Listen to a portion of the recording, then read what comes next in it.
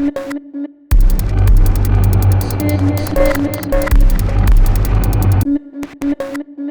Wargo, thank you so much for coming on the show. I was wondering, could you give us a brief biography of yourself, please? Brief biography. Sure. I grew up in Colorado in the United States, in the foothills outside of Denver, and went to college at the University of Colorado in Boulder, and then got my uh, graduate degree in anthropology at Emory University in Atlanta. I currently live in Washington, D.C., where I am a science writer by day and a pseudoscience writer by night as well. Is how I like to characterize it. Um, yeah, about 10 years ago, if you want the sort of backstory of Mhm. my work on precognition, about well, actually about 14 years ago now, I had a minor UFO sighting, actually, Oh, which led me down the path. I was at that point an editor for a psychology organization, and I was not I was not like closed minded to paranormal topics in general, but I was pretty closed minded to ESP topics. But when that UFO sighting got me to read about UFOs and sort of their constant linkage with psychic phenomena, I realized, oh, well, I can't just like blanketly reject, ESP here. I need to do my due diligence and, find out what that's about. So I started researching ESP research, and at the same time I'd been a long time dream journaler, and I started like paying attention to those dreams, that I'd always kind of ignored, that seemed to be about subsequent experiences in my life. And I realized, oh, wait a minute, something's going on here. And so for the past, I don't know, a little over a decade, I've been writing and researching about uh, psychic phenomena. Actually, I mean, the topic of UFOs is too fraught, and yeah, oh, yeah. It's a uh, minefield. yeah, it's a minefield. So yeah, like I just sit back and am an interested audience right now for the whole field of ufology. But Yeah, it's gone crazy, uh, isn't it, recently? it's insane. Yeah. Yeah, it's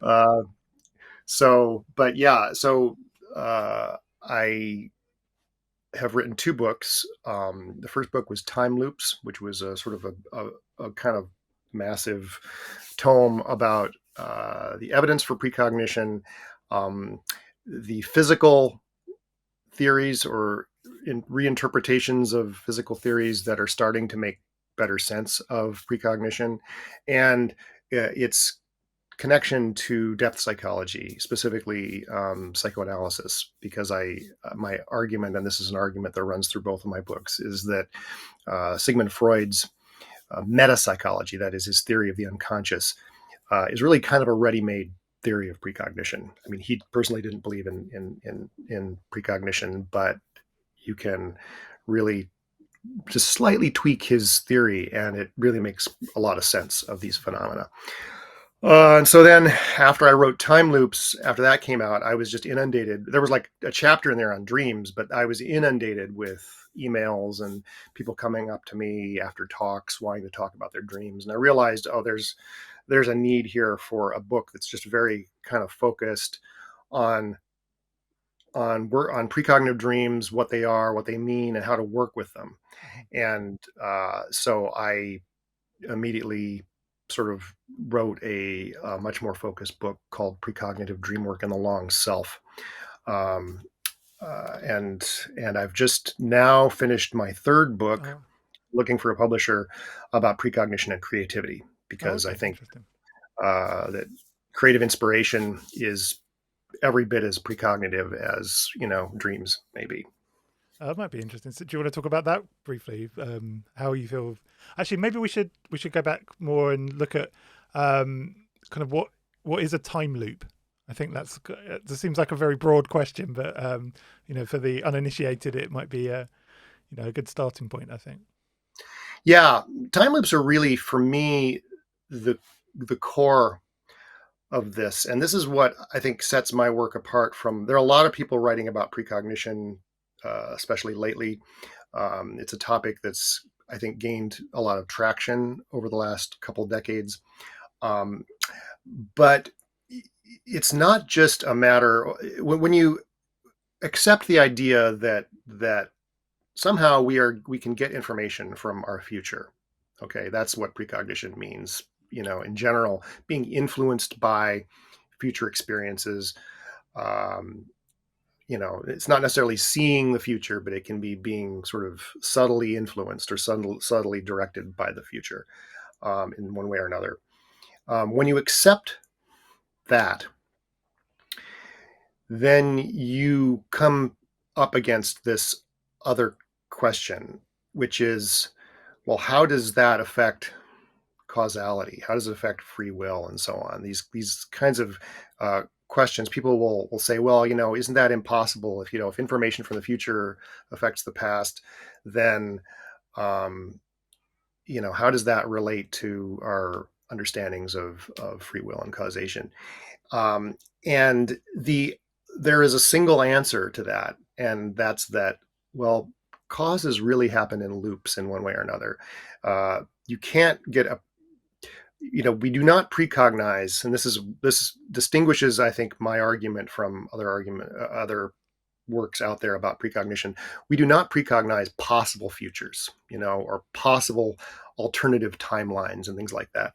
We precognize actual future outcomes, but often in a very distorted way, uh, in a way that then allows us or leads us to fulfill those outcomes in our life. Uh, and there's no question of paradox. The question of grandfather paradox often comes up for people who are doubting or skeptical of the reality of any kind of time travel, because precognition is just a kind of time travel, right? It's a kind of informational time travel, backwards in time from the future. And that always raises these questions. Well, that could cause a paradox, right? You could foresee um, your, death on an ocean liner, and thus, or actually that's a bad example. You could foresee a certain plane crashing, and then you could call the airline and, don't fly that plane, and then it wouldn't happen, and then that's a paradox, because where then did your dream come from? um, it's not so simple the way it works, but because the universe is self-consistent and there aren't these paradoxes do not occur by definition. Well, how is it that we get information from the future, and how is it that the universe remains self-consistent? uh, and and the answer is time loops, or what I call time loops. That is to say, causal loops. I'm using the term time loops kind of loosey because it sounds better than saying causal loops. But I'm really talking about causal loops. I'm talking about uh, an influence from the future toward the past, which in some way deflects things onto a course that fulfill that future outcome. And I think this is an incredibly interesting lens onto the unconscious, basically onto the way information from our future takes an oblique path in reaching us in the present. For instance, in a dream, it's a whole new way of looking at why dreams express things the way they do in symbolism, and in association and puns and things like that. Because if the future, again, if the future reached us just very directly, if we got video quality, feeds from our future that included outcomes that we'd rather prevent, maybe not something like a death, but just some bad outcome at work, say, we would take measures to prevent that, and that would create paradox. So information has to reach us in the past in this kind of oblique symbolic fashion. So that's why I said earlier that I think Freud he kind of offered a ready-made theory, essentially, of how precognition manifests. He just didn't understand why. His understanding of dreams is that they were the disguised fulfillment of repressed wishes. Well, I think no, that they're the sort of necessarily oblique, indirect, disguised, sometimes thoughts and feelings and emotions, and sometimes wishes from our own future in response to our future outcomes in our life, that are reaching us in this kind of oblique way, and that in one way or another get us to fulfill what we've kind of foreseen or foresensed uh, maybe in a dream, or maybe in some kind of flash of inspiration, or a neurotic symptom. I think that the neurotic symptoms are often precognitive or presentimental of future outcomes too. It's interesting. So I think in the book, I'd heard of this before, but in the book you mentioned this thing called retrocausation, and Mhm. this is a concept in physics, isn't it? Yeah. And in a way, do you? I mean, obviously, you're a scientist, so you have to kind of prove your theories, or at least attempt to, prove the theories. Did you use the physics model to work with the time loops model, as it were? Yeah, that's what a big part of time loops is sort of integrating the kind of the on the one hand the ESP evidence from laboratory research and the mountains of anecdote that are very consistent um, on ESP experiences with the kind of evolving understanding of causation and retrocausation in physics. Now, I'll hasten to add, I'm not a physicist. I'm a science writer. My scientific background is in anthropology, so it's not directly applicable. So I really spent, and unfortunately, in this topic, you'll see a lot of people invoking quantum physics in a sort of loosey goosey Oh yeah, way, all the time. The and amount of talking about books I get sent that say yeah, quantum, and you actually quantum look at it and you're consciousness, like, oh, yeah, yeah, quantum consciousness, non-local oh yeah, consciousness, blah blah blah. yeah, Is yeah. there's a million new age writers out there sort of using quantum to sort of validate their ideas, and I did not want to do that. I really spent a couple of years just immersing myself in uh, in quantum physics, trying to understand. I already had a good understanding of relativistic physics, which the physics of Einstein is very beautiful and elegant, and a person you can understand it without knowing the math and all that stuff. It's a lot easier. It's a lot more, once you get it, and it's very beautiful and elegant. But quantum physics is a lot more difficult, and unfortunately there are not very many physicists out there who are capable of expressing their ideas in plain English. I mean, they'll always lapse into equations and stuff. So they're talking to a very tiny community of people who understand those equations. But there are enough writers out there that do know how to convey these ideas in a understandable way. That yeah, I was able to educate myself, and it took a while about about sort of competing theories, competing interpretations in quantum physics. And one of the interpretations that's gaining ground in recent years is this idea of retrocausation. And actually, a term that's come into vogue since I wrote that book is superdeterminism. And this is kind of an umbrella term for a lot of different alternative theories explaining all the famous spooky quantum behavior that you'll read about, things like entanglement and so on. There are a lot of alternative competing explanations for a lot of the phenomena, the famous phenomena in quantum physics. And one of them is superdeterminism, which is essentially this idea that we live in this, a four-dimensional block universe of Einstein, and that causes are locked in not only from the past, pushing from the past, but also backwards from the future. And that's another way of saying retrocausation. That is, causes traveling or propagating from a future time point towards a past time point. And this is essentially the physical theory that makes something like precognition possible.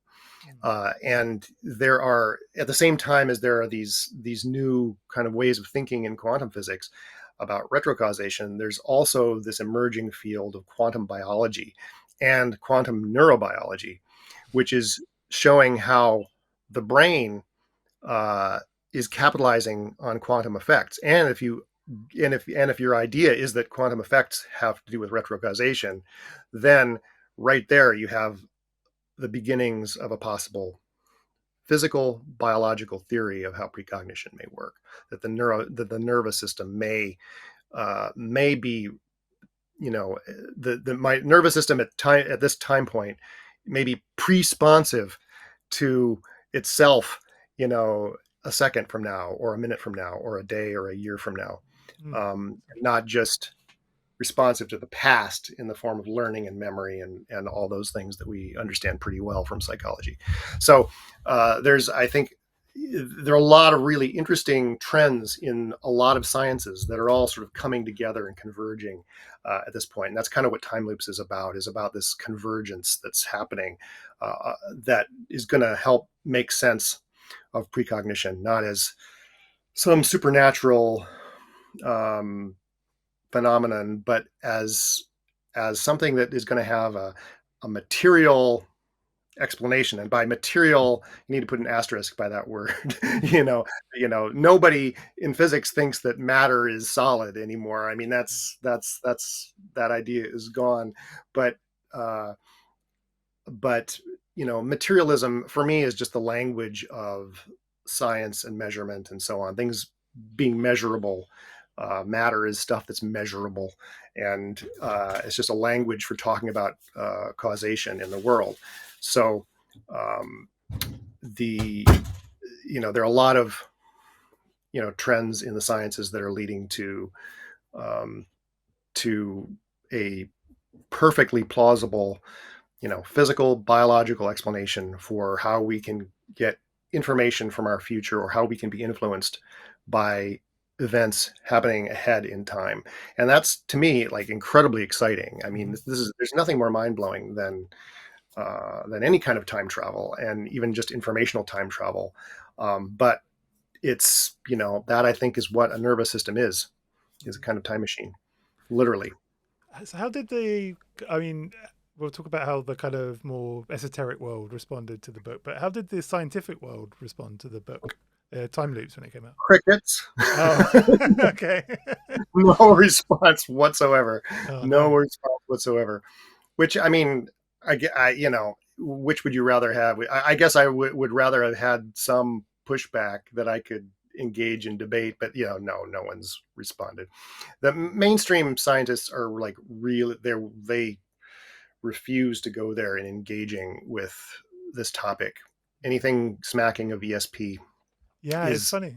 toxic if you are, especially if you're a psychologist. Psychology has a particular history of just absolute refusal of dealing with anything related to parapsychology, Mhm. and they've done this for decades. And there's a long tradition. You'll in your Psych 101 textbook, there'll be a chapter at the end on pseudoscience, and and that's where they'll talk very disparagingly about the history of parapsychology and attempts to study psychic phenomena. And it's so, young scientists are trained from already from their undergraduate years to just regard anything uh, Goofy. smacking of of ESP as bogus. So it's, there's a big uh, yeah, and it creates this huge truth gap, I think, Mm. between what everyday people experience on a daily basis, and know to be, I know to be true. I mean, that sounds, to a psychologist, that sounds like, well, okay, anyone who knows anything that degree of certainty is, they've got a mental illness, but honestly, we know certain things in our lives. Yeah. And one thing, if you've worked with your dreams, um, and you're a scientifically educated person who understands, the issues of bias and so on. Nevertheless, you can work with your dreams, even understanding that there are all kinds of ways in which we're biased. Nevertheless, the evidence of precognition in dreams is just utterly clear if you pay the topic any attention at all, both in your own life and in what's written. I mean, there's a million books on this topic, and these full of examples that are not, you'd have to be crazy yourself to think that these people are lying, or that this is all the result of bias and misperception. But psychologists just don't even look at that material. So there's a huge gap between what actual people experience on a daily basis, nightly basis, and what is, written in psychology textbooks and journals.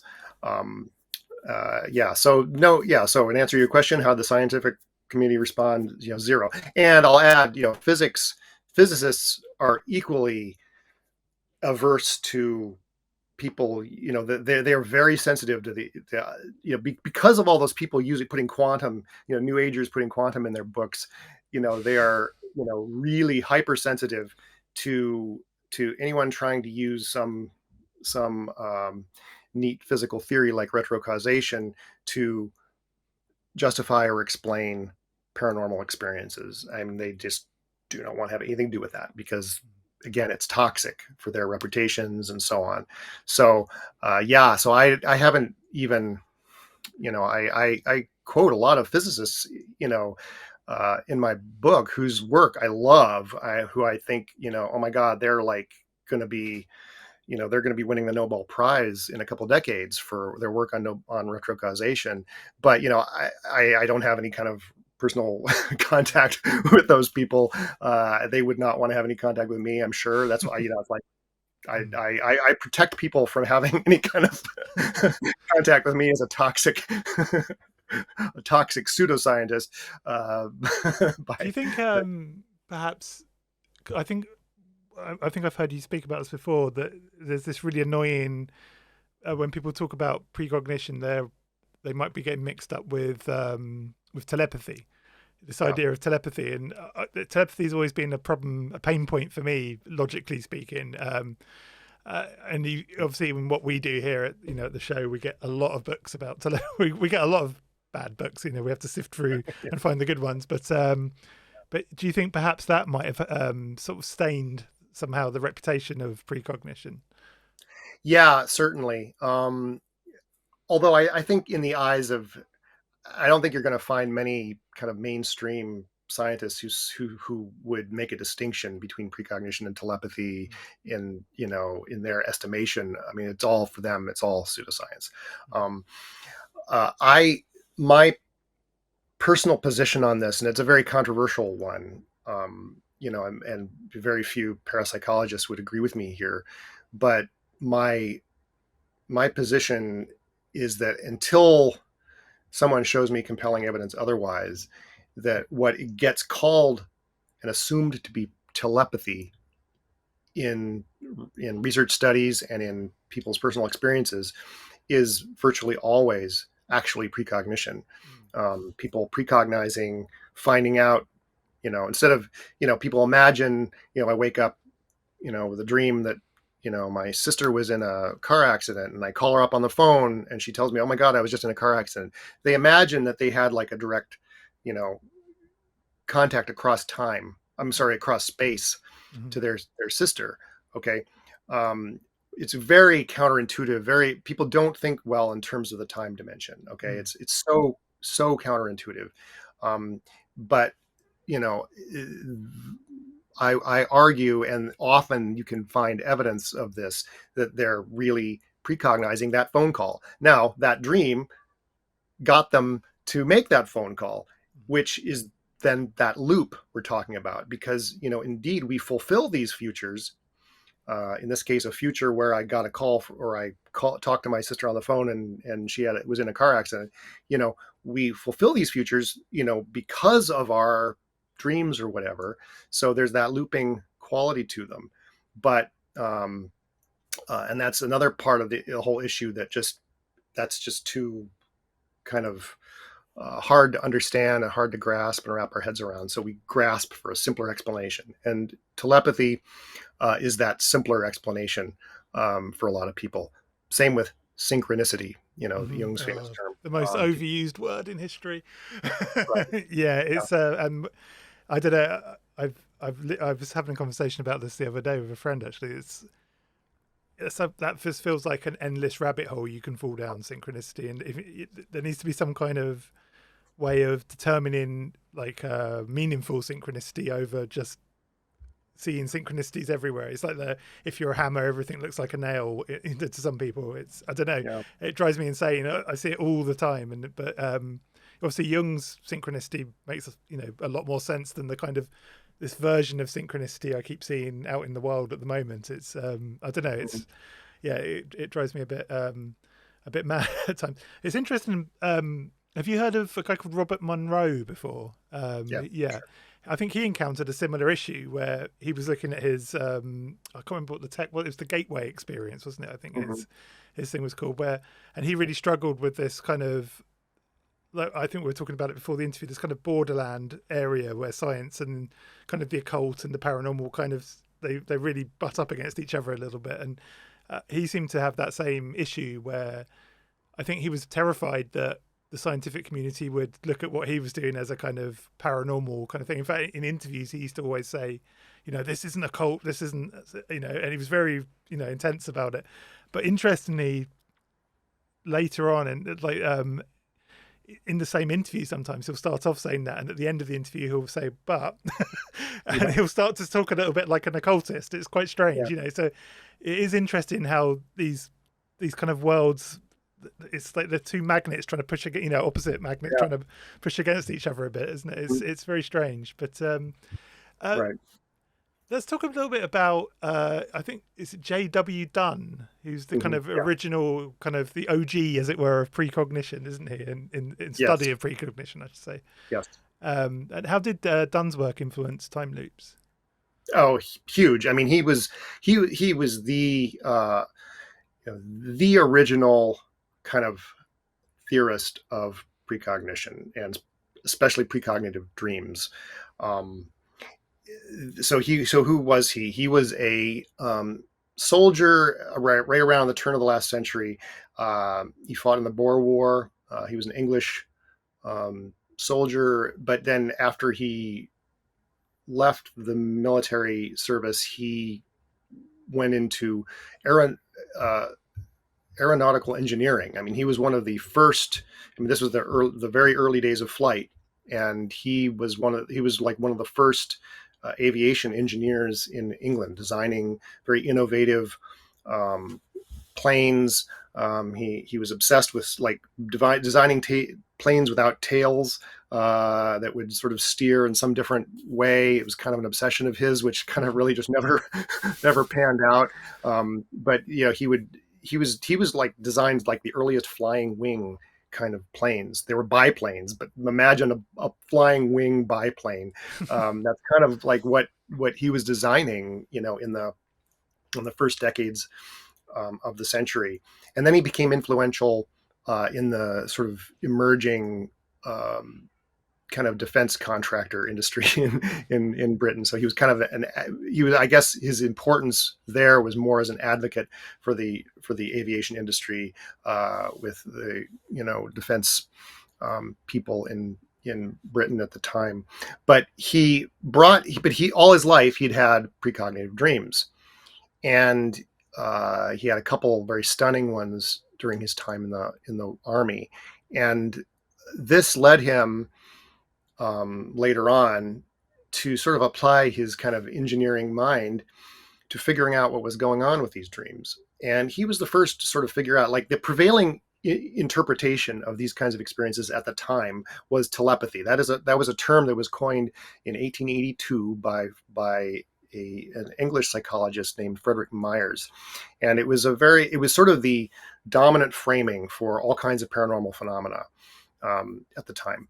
And but Dunn, he recorded his dreams. He either recorded them or told them to someone, so that there was kind of an objective, record there of the dream. And then, he would pay attention to when the dreams, played out in his life, and he was able to determine in a very ingenious fashion that these dreams were not telepathy and were not these other kind of possible psychic modalities. They were not kind of mediumistic kind of contacts with the dead and so on. That the dreams, really came from his future experiences, including his future learning experiences, like reading a story about about a terrible fire in the newspaper. The night before he'd had a dream that that dramatized this fire in a very specific way, which then was confirmed in this news story. Oftentimes when there was he sort of had a forensic mindset. Okay, that's why it's not a term that he used, but if you imagine someone studying a plane crash and kind of forensically picking apart what happened and what sequence and so on. That was and he did that with plane crashes. He was, a lot of his planes and other people's planes crashed, so he had to study what happened. And he brought that same mindset to the study of his dreams. And he was able to determine in so many cases that the information in his dream did not come across space from another person's mind, which would be telepathy. It did not come just from objective events out in the world, which would be clairvoyance.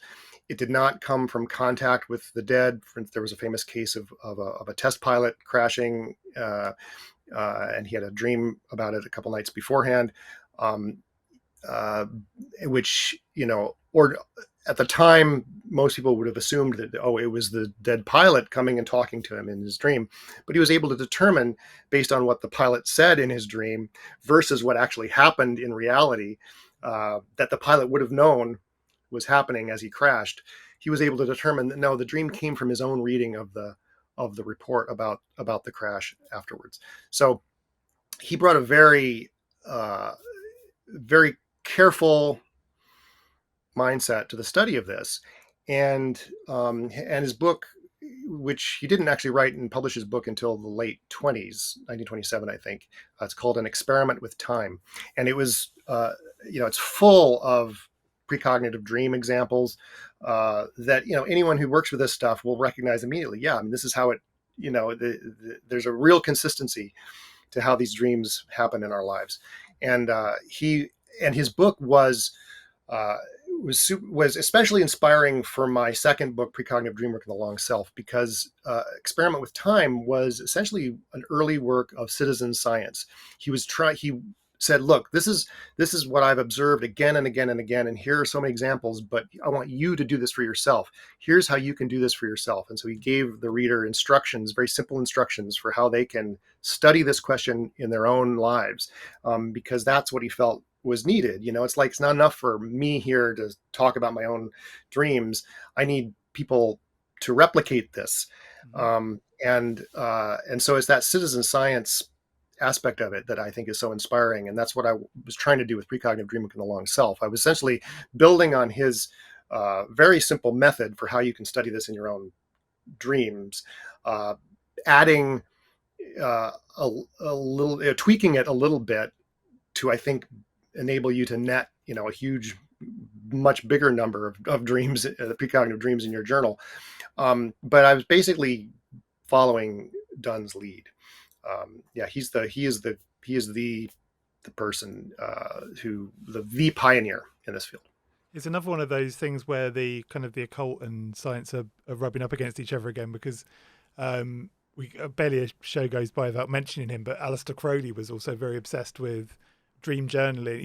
It's one of the first things you learn on his magical system is constant dream journaling, like recording it, observing what happens. And it's interesting that again those two worlds have kind of butted up against each other there. But one of the things you touch on in both books, and I think it'll be for people that don't know the story, it's kind of a huge event that happened with Carl Jung and the scarab. Could you take us through the why that was so important to Jung, because it really was a huge event for him, but also how that was of such importance to time loops and precognitive dream work. There we go, got it up. Yeah. Okay. So the scarab incident. This is like it's probably the most famous thing that Jung ever wrote. And it's just one paragraph in his monograph, Synchronicity, and then there's a lecture or I think it's a lecture that he gave around the same time, and he also describes it a little more detail in that, and they're both published in that slim Synchronicity volume that we've all seen. But at the time, until just a few years ago, honestly, until just 10 years ago, nobody knew anything about who this woman was. But the story is that there was this very hyper rationalistic patient in his clinic who, she was kind of closed off. He was kind of bored with the therapy. It wasn't going anywhere. And this patient was just very hyper rational and closed off to what he had to offer. And one day she comes into the clinic with a dream that she had the night before of somebody giving her a valuable golden piece of jewelry in the shape of a scarab beetle. Okay. Um, and right as she's telling him this dream, he hears a tapping on the window beside him, and he turns and looks, and it's a rose chafer beetle, a very common beetle in those latitudes, but it's a close relative of the scarab. And so he like opens the window, cups it in his hand, and hands it to this woman, and says, "Here's your scarab." Okay, now he amazing magical moment, and this story is quoted again and again and again in inspirational literature, and it was his kind of key case of synchronicity. Okay, this is from his standpoint, sitting in that chair behind his desk. He's seeing this as a convergence between hearing this story about about a scarab from his patient, and then a scarab arriving in his window, and it's like, oh wow, a coincidence here. That this is highly meaningful, and this archetype, the scarab being a symbol, an ancient Egyptian symbol of rebirth, so on, comes into his life and into the patient's life, right the moment she needs it to what he said, puncture the needed hole in her resistance. And like after that moment, like the therapy went forward swimmingly, because suddenly she was like blown away by this kind of shamanic, moment in her therapy. Okay, well, in 2013, the curator at the Jung archive in Zurich, named Vicente de Mora, published a paper in, I'm forgetting the journal, but he published a paper revealing the identity of this woman, um, as well as sort of giving information about where else she appears in Jung's writings. It's all anonymous, that's typical in any clinician will, write about their patients anonymously or give them a pseudonym. Well, her name was Maggie Quarles van Ufford, and she was a Dutch aristocrat. She was a young Dutch aristocrat. She came from a very wealthy family in Holland, and she had moved to Zurich just a couple years earlier, before this event probably happened. It probably happened in 1920, and there are various reasons why I think that's probably when it occurred, although we don't know for sure. But she had moved to Zurich with her two sisters, so that one of those sisters could enter treatment with Jung, and then she wound up entering treatment with Jung about a year later. But in any event, we know now where else she appears in Jung's writings. There are a few other anecdotes in Jung's writings which are also her. And Vicente de Mora revealed another instance of another precognitive dream that she had in her therapy. So this is the thing. Jung he was really not interested in precognitive dreams. I mean, he'd had his own precognitive dreams, and his patients were having precognitive dreams all the time, but he reframed it all as synchronicity. He wasn't interested in the sort of the dreaming brain reaching into its future. That was not a concept he was able to like wrap his head around. And to be fair, very few people at the time could wrap their heads around that. So he saw it as the universe kind of converging on, meaningfully converging on the individual's psyche, and like, basically he saw the universe as delivering this beetle right when it was needed to, puncture the needed hole in Maggie's resistance. But uh, it's far simpler to understand that this was simply a Dunn dream. This was a precognitive dream. It was a dream just like those that Dunn described again and again and again. And they don't have, you don't need to think about archetypes. This is just, this patient, there was this going to be this meaningful moment in her therapy the next day. So she has a precognitive dream about it. Mm. And as is always the case with these situations, there's a time looping aspect, because obviously that situation wouldn't have occurred had she not been telling him her dream. So there's a causal, there's a linear causal component there. But because she precognized it, there's a retrocausal component. And so you have a loop. Mm-hmm. And Jung, and to be fair, very few people at the time would have been able to grasp that. That sounds, it feels like a paradox.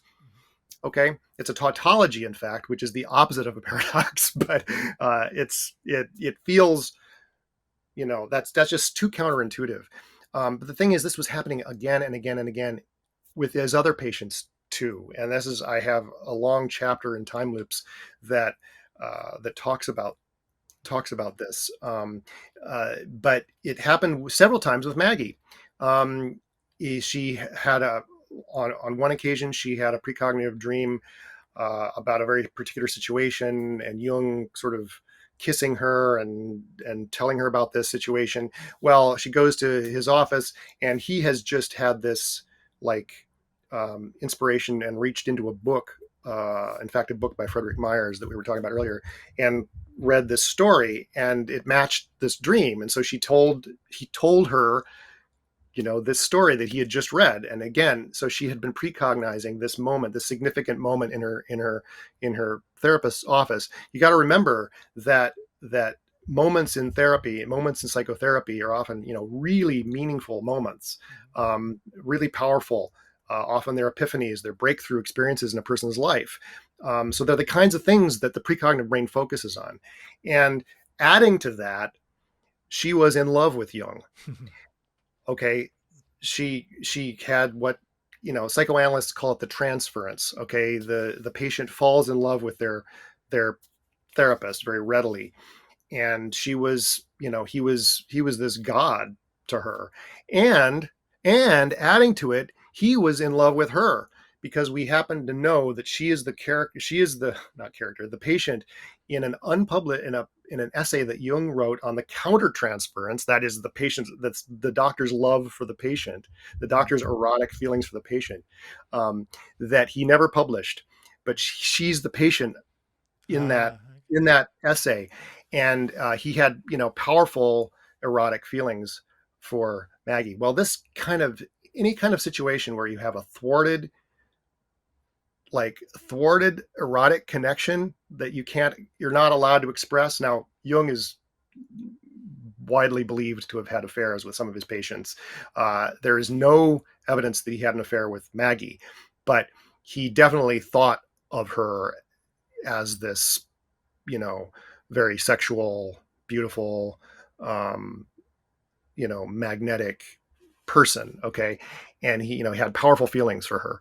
And that's exactly any kind of time you have thwarted connection, that's when psychic phenomena are going to manifest. And people, again, are going to interpret that as telepathy, blah, blah, blah. But I believe it's precognitive, really. And precognition is kind of I call it sometimes an orienting function. It orients us towards these moments of meaningful connection. And there's nothing more meaningful often than a really powerful encounter in your therapist's office, where you're this god who you're in love with, not only validates validates your dream or your whatever neurotic thing that you've brought to him to talk about, but then gives you this little mini lecture on Egyptian symbolism, because that's what happened after the scarab thing. He then proceeds to tell her about the symbolism of Egyptian scarab beetles and so on. So that's like, there was this incredibly validating, fascinating moment in his office, which she was precognizing beforehand. So you can reread these instances, and the thing is, there's so many stories like this in Jung's writing that make much more sense through a precognitive lens. Mm. And there and there's an advantage. People ask, well, why can't you just call it synchronicity? Well, you can if you want. It's a fine word to describe a meaningful coincidence. But the theory of precognitive dreaming adds immeasurably, I think, to these experiences, because, for instance, the dreaming brain will not only precognize something in your future, but it will also it'll pack in a lot of meaning symbolically to that. So if you think about the symbolic transformation that happened between receiving a wriggling live beetle from your therapist to someone giving you a valuable golden piece of scarab jewelry. Okay, that dream image condensed not only the fact that she was going to hear about the scarab's symbolism in Egyptian religion, but also the value of that moment in her life. It was precious, valuable, golden. Okay, and it indeed was like one of the capital moments in her life. And indeed, she became the star of the Jung show, essentially. That his book wasn't published until 3 decades later, but she was still friends with Jung. She was central in his circle all her life and all his life. And she would have known that was her in that book. So that too is a situation that we're liable to precognize our own appearance in a book or something. So there's all kinds of ways in which that moment was, incredibly meaningful and central in her life. So it makes every bit of sense that she dreamed about it in advance. So talking about like symbology, you were saying earlier that sometimes people might not recognize precognition in their dreams, but do you think it could possibly be that it's just that our symbols, the symbols we use to sort of describe things, have changed in in this period of time? That something that we might say, I don't know, I'm thinking of an example, like a telephone is now like a small obelisk looking thing. It might be that the physical symbolic representation of this thing's just changed, and we're just not seeing this thing as a futuristic thing. We just don't recognize it. Any is there any possibility in that, do you think? Or um, I'm not sure I'm exactly understanding your question. so if is it possible that we're just not we're not recognizing future events, let's say, in our precognition, because the things we use to describe those events have changed? And yeah. Yeah, or you may have a dream, and then literally 20 years later, have it plays out in real life, and you had no way of, there's all kinds of reasons you had no way of understanding at the time you had the dream that this was going to be something that was going to happen in your life 20 years later. But among those changes that have happened, could be technological things. I'll give you an example of this actually from my own experience. I had so I had a dream. This is in my journal. It's all dated and everything. I think it was around 2000, I think, there, or give or take, maybe 1999 or 2000, 2001, something like that. No, it was 2000, I'm pretty sure. And in the dream, I was in a restaurant on a cliff.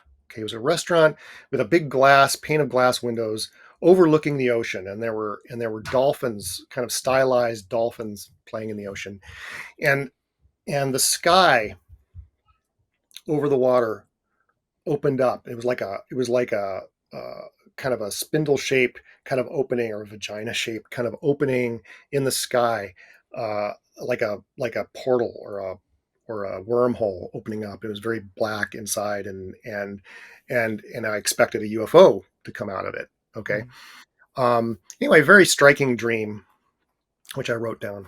Well, 19 years later, and I don't know if it's to the day. I don't think it's to the day, but 19 years later, I was at the Esalen retreat in Big Sur, California. I had been, because of my book Timeloops, I'd been invited to a UFO gathering there, not gathering, a UFO symposium there, and some of the biggest figures in ufology were in this symposium. And on the last day of the symposium, I was having breakfast in the Esalen cafeteria, which is this lovely little kind of a lot of benches, but it's got a gigantic, big glass window looking out onto the ocean. Okay, very much like what was in my dream. And at the time I had the dream, I'd never even heard of Esalen. I mean, this was, and all week I'd been watching dolphins play in the water down there. And I was having breakfast with Jacques Vallée, who, as you the do. most, as one does. I was having breakfast with, my hero at the time, like this guy was like, a god to me, and I was having, I'd spent a whole week hanging out with Jacques Vallée. It was just magical. Anyway, but, he was talking about an artist friend of his. And I forget what he was saying about this artist, but then he turns his iPhone to me. Now, of course, at the time I had this dream, there were no iPhones. Anyway, he turned his iPhone to me to show me this painting draw an illustration by this artist. And the illustration showed like a vagina-shaped like portal opening in the sky over a beach of people standing on a beach. And it was it was the image from my dream. So like this, in a sense, yeah, there was a portal in the sky. It was an iPhone being held up to me, a piece of technology that did not, exist, whatever. And it was, in the setting of the dream and so on. Yeah, like there's just no way when you have a dream about it, to know how or when it's going to play out. Even if you have, I've, in the course of studying this, I no longer believe that, just occasional dreams are precognitive. I think all dreams are probably contain precognitive material in one way or another. We just don't recognize it. And, but there's absolutely no way of having a dream and knowing how or when or in what way this thing is going to play out in your life, especially when it's so, shot through with symbolism and stuff. But, honestly, well, there wasn't that much symbolism in this dream. It was a kind of a literal moment. And the only thing is that the portal opening up was a picture that Jacques Vallée, the portal in my dream, remember, I expected a UFO to come out of it. So it was associated with UFOs. And here the most prominent ufologist in history is showing me on his personal iPhone a picture of a portal opening up in the sky. It's just stuff like that. But yeah, I guess that kind of answers your question that, yeah, like there's no way of knowing. The sort of the delivery of the information could change. Right. Is kind of what was. Right.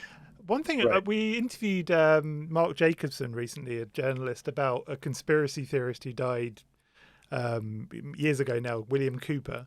And one of William Cooper's party tricks, if you will, was his knack for prediction. And I wonder, I mean, with him, when I look at the way he predicted things, I mean, including his own death, which we'll talk about in a second, but that one's a bit different. But usually you can see how he predicted a lot of the things that he predicted. It's just deduction. So do you, I guess the first part of the question is, do you have problems where precognition and deduction are kind of misinterpreted? Like, sometimes it could, sometimes things that can seem like precognition are actually, when you look at them a little bit more deeply, can be explained through deduction. But also with William Cooper's case, the one that really struck me was his prediction of his own death, where he predicted his own death, its location, how it was going to happen, and the time of it. And that, to me, didn't feel like deduction. It doesn't feel like you could have predicted those three things. That feels more like precognition to me. Sure. No, yeah. I agree.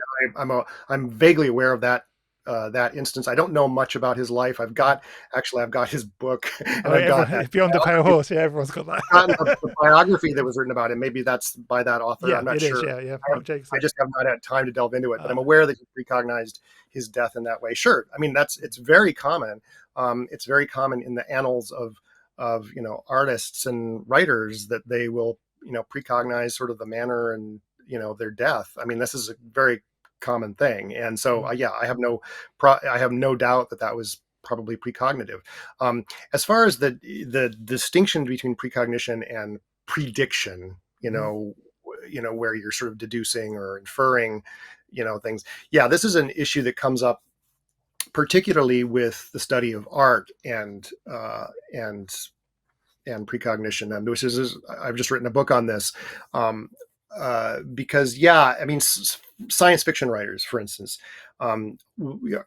famously, science fiction writers often predict some technological development or whatever that happens, and to what extent is this, are they just kind of inferring things from existing trends? It's kind of their job to predict the future.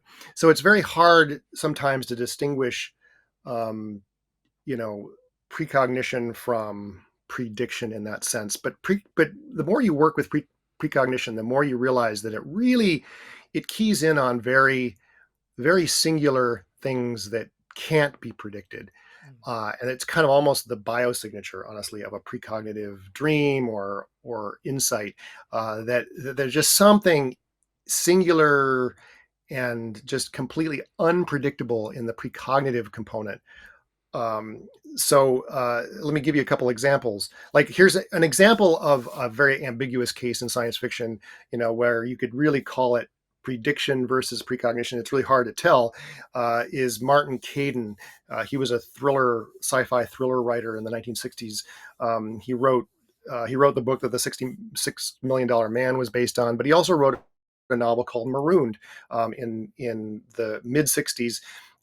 And then it was about an accident in a space capsule that strands an astronaut in orbit. And then with the Apollo program, he rewrote it. He sort of revised it to be an Apollo mission, and in 1968 released it, as an Apollo mission that gets stranded in space, and it requires full-time effort from ground control to kind of bring these astronauts home. Well, what is it? 2 years later, the Apollo 13 disaster occurs, and in many ways, it was very similar to what happened in his novel. But on the other hand, if you're a thriller writer and you're looking for a really topical subject for a thriller, especially a sci-fi thriller, well, an accident happening on a moon mission would be a kind of an obvious topic, Yeah.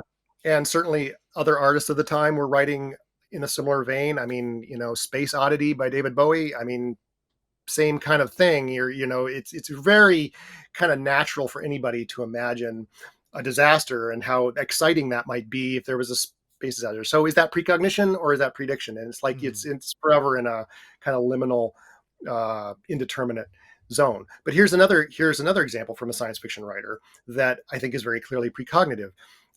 Philip K. Dick. I mean, there's tons of examples in his work, but my favorite author. right. Well, in 1960, I believe, he wrote a book called. It's had various titles over the years, and I'm not sure which title it originally had. I think the Sins of Our Fathers or something like that. I'm not sure, but it was basically about these entrepreneurs building an android Abraham Lincoln. Okay. Oh yeah, I've read that. Yeah. All right. And then, but no, he couldn't find a publisher, so it just sat unread in his desk drawer. And then 2 years later, Disney unveils its most popular exhibit ever, which is the animatronic Abraham Lincoln. Okay. Now, there are aspects of this which make it, you could argue that this is prediction. I mean, the 1962, I think, was the anniversary of the Civil War, and there was a lot of thought about commemorating the Civil War, and that may have been in Phil Dick's mind and in Disney's mind, when coming up with this idea. So, I mean, you can make an argument that he was just predicting, but when you drill down into the story, it's very uncannily precognitive. The story sort of centers on this kind of obsession of one of the inventors with this young woman that they've gotten to assist them in, and especially whose job it is to give verisimilitude to the Lincoln android by, including, there's a scene where she stays up late at night applying makeup to its face to make it seem real. Okay, well, Phil Dick wrote this story. He was living in Northern California at the time, or outside of the or I guess he was living in near the Bay Area at that time. Anyway, he but 10 years later, he found he was living in Orange County, okay, not too far from Disneyland. And he met a woman living in his apartment complex, who's a young woman who said, "Oh yeah, I work at Disneyland." And he said, "Oh, what do you do at Disneyland?" Well, I apply makeup to the animatronic Lincoln late at night, so that it looks fresh and real in the morning. You know, so that's that kind of detail that you're going to get in precognition, is of that level of specificity, and detail that kind of marks a precognitive experience, or a precognitive insight, or a precognitive dream, from something that just, well, anybody could predict that. It's those examples, those things that really kind of make precognition stand out from the kind of general realm of prediction. And I really think these are two separate functions in the brain. They have nothing to do with each other. I think, uh, I think precognition is really a function of information reaching us, totally unpredictable information reaching us, traveling backwards in our nervous system somehow. Prediction, I think, is much more a conscious. It's a function of the conscious intellect and conscious ruminating brain.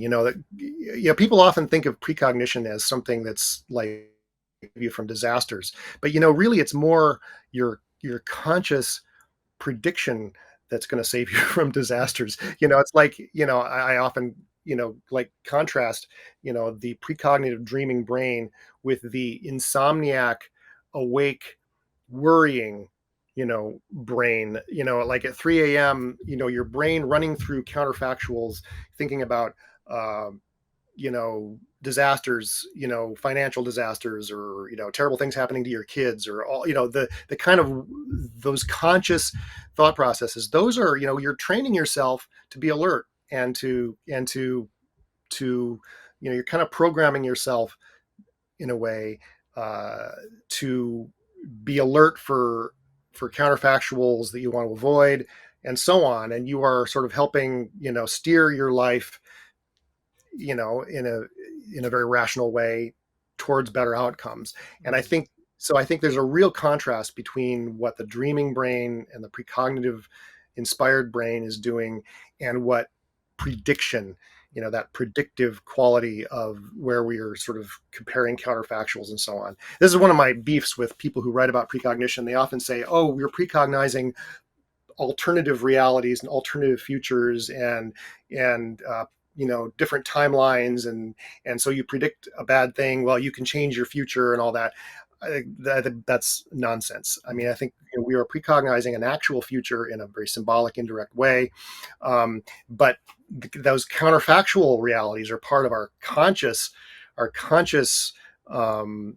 problem solving, problem averting, um, inferential, deductive brain, that which is also very important for us. It's very important for our survival, but they're two very different things. So I don't know. Your talk about question. Philip K. Dick. In the book, you've mentioned briefly a scientist called Kozyrev, Yeah. who's I was wondering, could you talk about Kozyrev a little bit? He's he's an interesting character, with, like, time torsions and all this kind of Mhm. stuff. Yeah, I've only recently actually kind of first heard about him, but he's a Mhm. fascinating character. I don't know a lot about him. I sort of know about him as among this really, really interesting group of Russian characters called Cosmists. It's sort of this trend in Russian thought, since the 18th century, or sorry, since the 19th century, of a very, very uniquely Russian kind of mix of science and spirituality and occultism, that you don't kind of thing you don't really get so much in Western thinking, Mm. which likes to separate those domains. But there's a sort of a whole trend of futurists and scientists in Russia that have, had been much more open to really out there ideas, including precognition. And Kozyrev as far as I know, he conducted experiments with time Mm. at a lab, and putting people in these kind of spiral mirrors and stuff Yeah, that the would somehow Kozarev focus. mirrors. Yeah, Kozarev yes. mirrors, Mhm. and kind of like give them out of body experiences and UFO experiences. It's wild stuff. I don't know anything more specific than that. I know that he was important for Philip K. Dick because some of the things that Philip K. Dick wrote in his book Ubik um, then seemed to match things that he read in an article by Kozarev that he read a couple of years later. And so he thought it's sort of, and this kind of gave him the idea that, yeah, he was precognizing um, uh, things that he was going to read, and that was part of his creative process. So in a way, it's kind of almost a template for the book I've just written about the precognitive imagination and its role in artistic and literary creativity. This idea that we're, not only prophesying or precognizing, future events, but especially experiences. They focus on personal experiences, and reading experiences are particularly important for a writer. These experiences of reading some amazing idea in a book, that's a powerful thing in the life of a writer. Uh, and if writers are getting their ideas from other writers, there's a French critic named Pierre Bayard who has this idea of precognition par anticipation, or precognition. I'm sorry, plagiarism par anticipation. So I'm pronouncing that terribly, but it's basically plagiarism by anticipation. Um, and the idea that writers are getting their ideas from other writers precognitively, which I think is it's a fantastic idea, and it's totally true. And I've got a section in my book which is about cases of exactly this, of writers who are uncannily precognizing the works of other writers. It A lot happens of, a with lot of, film as well, doesn't it? I mean, there was a. I'm trying to think of the. That's right. There was two films that came out almost back to back. One was a film called Dread. It's based on a comic book character here in the UK called Judge Dredd. Mhm. And the storyline of that is that they go into this building. They're kind of police officers going into a building to try and arrest someone at the top of this large. It's a large tower, and then this, I think within weeks, another film came out called The Raid, which is about a bunch of policemen going into this tall tower. And there was this huge sort of backwards and forwards between them. But you just think, well, maybe that's an example of what you were just talking about there. It's this it's just too much of a coincidence and there's no way. I think like one was written 2 years earlier, and then the film came out, and it's all this kind of. It's interesting, isn't it, when that That's kind of thing. I have never heard of that example, but now I'm gonna look that up as soon as we're done with this interview, Yeah. because yeah, that kind of thing happens all the time. And I've got some great, and I think very surprising examples of this in the book. Here's one that I'll throw out there as a teaser. Um, perhaps the funniest moment of the funniest movie ever made uh, is the descent of the tiny Stonehenge monument onto the stage Oh in yeah, in Spinal Spinal Tap. Yeah, Tap. yeah. And then you got the dwarves kind of dancing around it, getting tangled in the wires. Hilarious moment. Well, heavy metal insiders at the time thought that this was based on something that really happened to the band Black Sabbath about 6 months before the film was released. They had a song, an instrumental on their latest album called Stonehenge, and they commissioned a company to build them a Stonehenge monument for their stage show. And unfortunately, the instructions for the monument were delivered in meters instead of feet. So the monument that was delivered to them was like 3 times too big, All right. and they were unable to use it. But they actually did try to do a dress rehearsal, and they had a dwarf dressed up as the devil, like jump off the top of this monument onto a pile of mattresses or something like that. And it was like so embarrassingly like silly that they scrapped the whole idea. But the thing is, the Stonehenge scene and the whole film in Spinal Tap had been filmed as much as a year or more earlier, and there's even like a demo, or like a demo reel of the film that includes a version of the Stonehenge scene that totally preceded this thing that happened with Black Sabbath. So it's like this uncanny, talk about uncannily specific, moments. But yeah, this is happening. This happens all the time with, in all art forms, and we have a kind of a surplus of examples of it from writing, because writers leave a big paper trail, don't they? I mean, it's not only in their writing, but in their interviews, and there's biographies of them. So you can really track this kind of stuff really well with writers. But it happens with musicians, filmmakers, on and on, painters. So I've got examples from sculptors and painters and stuff like that in the book too. But that's one of my favorite examples right there. Yeah, that's a good one. So for the curious, how do you sort of work with precognitive dreams? Like it feels like Time Loops was kind of setting out the cause almost, and then this the second book feels more hands-on and kind of anecdotal, and so for people wanting to work, this would probably be the one to go for, wouldn't it, rather than Time Loops? Yeah. But could you talk to us a little bit about the kind of methodology behind it, I suppose? Absolutely. And I've broken it down into a very easy 3-step process. JW Dunn had a 2-step process. I've added a middle step that he didn't add, and I think it takes it to a new level. But basically, so the 3 steps are: number 1, and this is something that probably a lot of your viewers and listeners are doing already, which is record your dreams, but be really rigorous about it. Record all your dreams. That includes the meaningless dream, or the meaningless seeming, nothing dreams that don't seem to be remarkable. The dream things where you can just remember like a couple images or one image, whatever. Write it all down, okay? And date it. Keep it in a dated journal so that you have dates with it.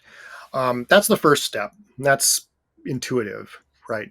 And just keep a journal by your bed. If you're not used to dream journaling, just the simple act of buying a journal and having a pen and keeping it next to your bed acts almost as setting an intention. You'll suddenly start remembering your dreams, and you'll notice that they get longer and longer. The entries, I find that the more you yeah, record, sure. the more detailed they become. Yeah, when you start out doing dream work, my God, you're rewarded with really fascinating long dreams, just full of detail. But get all those details in there. One tip, I guess, you'll when you first wake up, and maybe you want to go back to sleep or whatever. You first wake up from a dream, you don't want to have to sit down and get up and record the whole dream then and there. Jot just a few notes, just kind of the major kind of images. Just jot down the major images, because that will serve as a prompt later in the day when you have some time to sit down and then write the whole dream out. If you don't write some prompts down, you're going to forget a lot of it. But it's just having a few kind of key terms or key objects or situations in the dream to sort of hang your memory on. Just having those prompts then will help you reconstruct the whole dream later on in the day when you have some time. Okay, so that's the first step. And I'm going to jump to the third step, because this third step was JW Dunn's second step, and it's like really the most important thing, the thing that distinguishes precognitive dream work from any other kind of dream work. And that is, go back to your dream records that night. Set your dream records aside, but then at night, go back to your dream record from that morning and from the previous few days, and just kind of like read your dreams and sort of reflect on your dream records and the things that happened to you in your life over those 2 days. Because that's where, failing to do that, failing to go back to your dream records, is why most of us don't realize that we're precognitively dreaming all the time.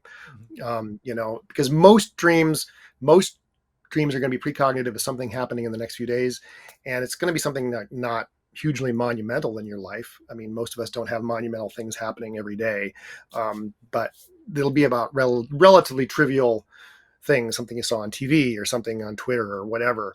But going back to the dream records immediately, after those events, they'll be fresh in mind, and it's like, oh, okay, yeah, you'll start to see connections. Okay, but let me go to the second step, because this is the thing that JW Dunn did not have his readers do, but this is, I think, really key. When you're writing the dream down, when you're first writing the dream down, free associate on all the things you're writing down, all the dream images, the people, the objects, the situations in the dream. Free associate. And all that means, there's nothing complicated about free association. All it means is, like, what's the first thing this reminds me of?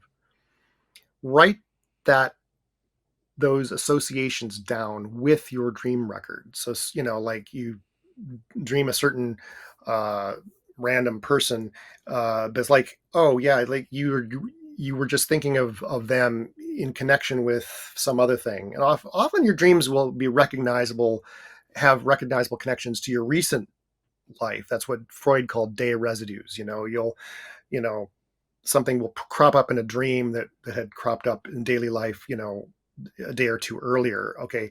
So write down those associations, or a certain image in the dream reminds you of some movie you saw when you were a kid. Just get that down. Write those associations down, because often the connection that you make between, when you're doing step 3, the connection that you make between the dream and some event that happened recently in your life will relate to those associations. It won't relate directly to the dream image. It'll relate to what that dream was associating to. That those associations are kind of the donut hole, the kind of missing donut hole in the dream. But that's where the link to your life, to your future life, is going to be found. A dream, the metaphor that I like to use is that a dream builds a future tower out of past bricks. That is to say, it takes some future thought or experience, and because it's not the future yet, all it has to work with is stuff that's already in your mind at that point you had the dream. So it'll grab from this experience over here and that association over there, and it'll sort of assemble this tableau. Okay, but the tableau itself is an idea or a thought or a wish from your future. Okay, at the time you have the dream. So identifying that shape, that core of the dream, it helps to have those associations, because they're a real important part of the kind of the brickwork of the dream. So those are the 3 steps. Write your dreams down in detail, dated. Free associate on the dreams as you're writing it down. Then set it all aside, and then go back to your dream records every night. At the end of the day, go back to the dream records from the previous few days. I mean, no one has the time to go through every dream record in your dream journal and think about every experience in your life. You have to kind of set limits, but go through the recent few days dream records at the end of every night, and then reflect on connections that may occur between the dream records and events or experiences or thoughts that you had, or obsessions that you had during that time frame. And people who do this often find that they're able to identify precognition in about a quarter of their dreams, which is pretty good. I mean, that's, if you're really recording a lot of dreams, if you're recording a dream a night, that's two precognitive dreams a week. Is, you start to build up examples of dream precognition pretty readily doing this. And now a lot of examples are maybe not super mind-blowing. It's like, yeah, this dream's about this tweet that I saw the next morning, and it's not the kind of thing that's going to be amazing when you show it to somebody else. But sooner or later, you're going to have some examples that are like, oh, holy shit, that's incredible. And when you have those experiences, the more you have them, the more it becomes a reality for you that your brain is something way more than you thought. Okay, that you are reaching across time, and that's mind blowing when you start to when it starts to become real for you that you're actually doing that. and that this isn't just synchronicity. This isn't just, vague, the universe sort of sending you breadcrumbs or giving you the thumbs up or whatever. This is real, that you are in touch with your future self on a nightly basis. And sometimes you're in touch with yourself. And if you keep a dream journal over many years, you can notice precognitive dreams that span decades, like the example I gave earlier. I have several examples in my dream journals, and this is true of other dream workers I've worked with. They'll have examples that span decades in their life. And that is mind-blowing to think that you can dream about some very, very specific moment in your life, very specific, like significant moment in your life. You could have had a dream about it decades in the past, when you had zero clue, that dreams could be precognitive or important in any way. Suddenly you realize what that dream was, and like this connection across decades in your life is just, it's a powerful epiphany. It's a gnosis. Mm-hmm. Yeah, definitely. Yeah, I'd be remiss to not bring up the subject of deja vu as well. Do you think that there's a relationship between precognition and deja vu? There could be. I mean, this is a common idea that people have, that, like, oh, this feels familiar because I must have had a dream about it that I've forgotten about, or some precognitive experience. And it could well be. The trouble is there's no way to test that idea. Yeah. And part of what gives me a little bit of doubt about it is that it's possible to generate a deja vu experience artificially in the absence of any real precognitive thing going on. I mean, like a neuroscientist. I've got an example of that, actually. A neuroscientist could probe your brain in a certain spot and stimulate the feeling of familiarity. So there's somewhere in the brain there's a little circuit, and it squirts a neurotransmitter, and stimulates nerves to say this is familiar. Okay. And that circuit is stimulated for all kinds of good reasons. And it's also possible that circuit misfires. I mean, things in the brain misfire. And so it's quite conceivable that deja vu experiences are just the misfiring of that this is familiar circuit. Now, I don't want to be reductive and say that's all it is. I don't know. I really don't know. I mean, I think, there could be something significant to it. It could be an indicator of something else significant about to happen. It could be, there are all kinds of ways that deja vu is interesting. And I would not ever say dismiss deja vu in some kind of reductive materialistic way, but there's no way of answering your question definitively. I had a strange experience with it where the first time I went to Rome in Italy, I walked into the Pantheon and I thought, oh my God, I had that deja vu thing happen. And then it suddenly occurred to me, oh, it's because I've played it in Assassin's Creed recently, the video game. That's all it is. I obsessively play those games. I like to wander around in computer games and look at details. And so, yeah, there's so many variables it could be with deja vu, isn't there? I think that but yeah, no, I just thought I would bring it up because I just know someone will be screaming, what about deja vu? But anyway, thank you so much. This has been really fascinating. I'm definitely going to have you back on, especially when the third book comes out.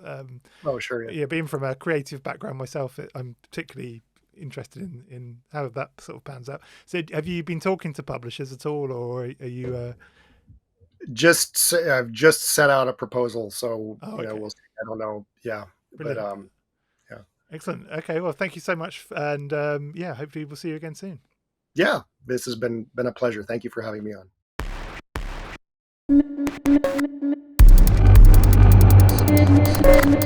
on.